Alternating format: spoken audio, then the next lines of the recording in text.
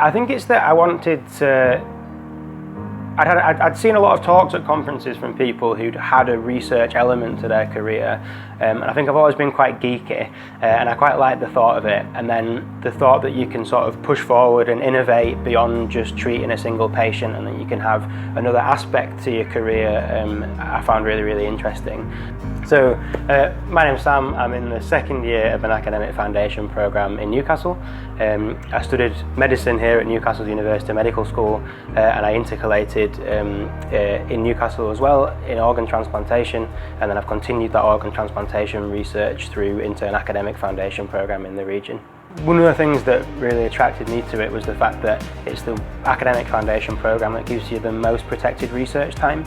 So you get 8 full months of protected research time, which as a academic clinician is something that's really, really important to have good quality research. And one of the other things that I think is really good about it is on all the GMC surveys, it's always really highly rated for clinical training. So to be able to have that balance between really good clinical training so that you don't miss out on that and having good protected research time is really important.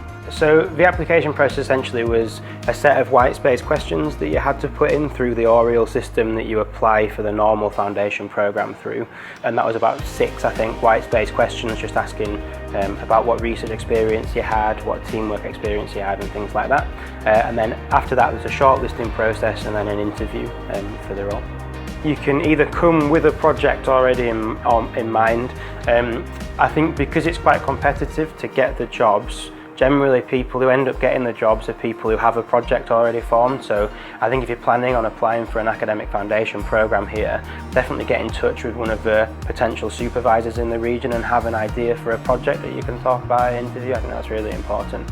But essentially it's very free. You can do whatever project in whatever field you want, as long as you're passionate about it, then I think it's possible.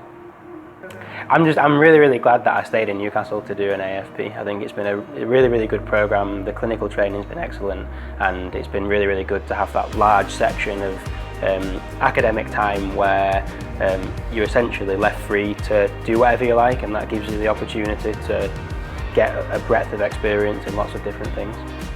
I'd really strongly recommend applying for it because in general you get good clinical training. I don't feel like my clinical training has been massively adversely affected by it at all, and it's given me a lot of opportunities to gain lots of different research skills, to go to conferences, to meet lots of people that I wouldn't have otherwise, and I think having those research skills actually aids you clinically as well. So I hope to continue doing research with the same team here in Newcastle, and I've applied for an academic clinical fellowship.